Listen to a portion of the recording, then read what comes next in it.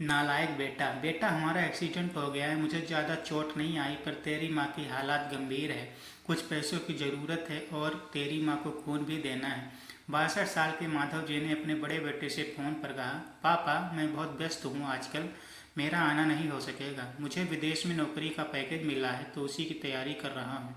आपका भी तो यही सपना था ना, इसीलिए हाथ भी तंग चल रहा है। पैसे की व्यवस्था कर लीजिए, मैं बाद में दे दूंगा। उनके बड़े इंजीनियर बेटे ने जवाब दिया। उसके उन्होंने अपने दूसरे डॉक्टर बेटे को फ़ोन किया तो उसने भी आने से मना कर दिया। उसे अपनी ससुराल में शादी में जाना था। हाँ, इतना ज़रूर कह दिया कि पैसों की चिंता मत कीजिए, मैं भिजवा दूंगा। यह अलग बात है कि उसने कभी पैसे नहीं भिजवाए। उन्होंने बहुत मायूसी से फ़ोन रख दिया। अब उस नालायक को फ़ोन करके क्या फ़ायदा, जब ये दो लायक बेटे कुछ नहीं कर रहे थे तो नालायक क्या कर लेगा। उन्होंने सोचा और बोझिल कदमों से अस्पताल में पत्नी के पास पहुंचे और कुर्सी पर ढेर हो गए। पुरानी बातें याद आने लगी। माधव राजी स्कूल में शिक्षक थे। उनके 3 बेटे और एक बेटी थी। बड़ा इंजीनियर और मंझला डॉक्टर था। दोनों की शादी बड़े घराने में हुई थी। दोनों अपनी पत्नियों के साथ अलग अलग शहरों में रहते थे। बेटी की शादी भी उन्होंने खूब धूमधाम से की थी। सबसे छोटा बेटा पढ़ाई में ध्यान नहीं लगा पाया था। 11वीं के बाद उसने पढ़ाई छोड़ दी और घर पर ही रहने लगा। कहता था मुझे नौकरी नहीं करनी, अपने माता पिता की सेवा करनी है। पर मास्टर साहब उससे बहुत नाराज रहते थे। उन्होंने उसका नाम नालायक रख दिया था। दोनों बड़े भाई पिता के आज्ञाकारी थे, पर वह गलत बात पर उनसे भी बहस कर बैठता था।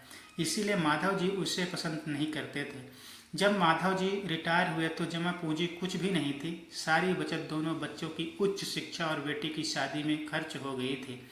शहर में एक घर, थोड़ी जमीन और गांव में थोड़ी सी जमीन थी। घर का खर्च उसके पेंशन से चल रहा था। माधव जी को जब लगा कि छोटा सुधरने वाला नहीं है तो उन्होंने बंटवारा कर दिया और उसके हिस्से की जमीन उसे देकर उसे गांव में ही रहने भेज दिया।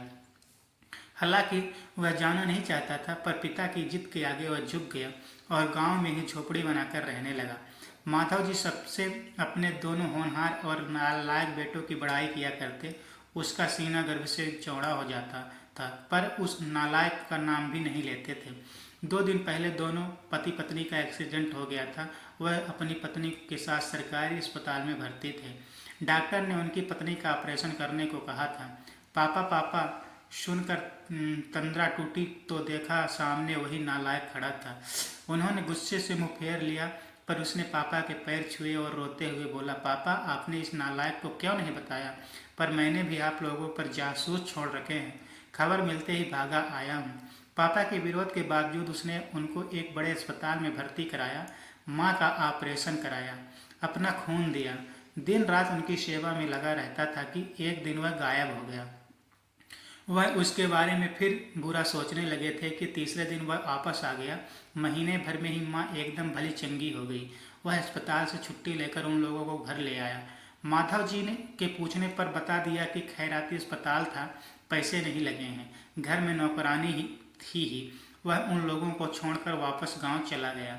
धीरे धीरे सब कुछ सामान्य हो गया। एक दिन यूं ही उनके मन में ख्याल आया कि उस नालायक की खबर ली जाए। दोनों जब गांव के खेत पर पहुंचे तो झोपड़ी में ताला देखकर चौंके।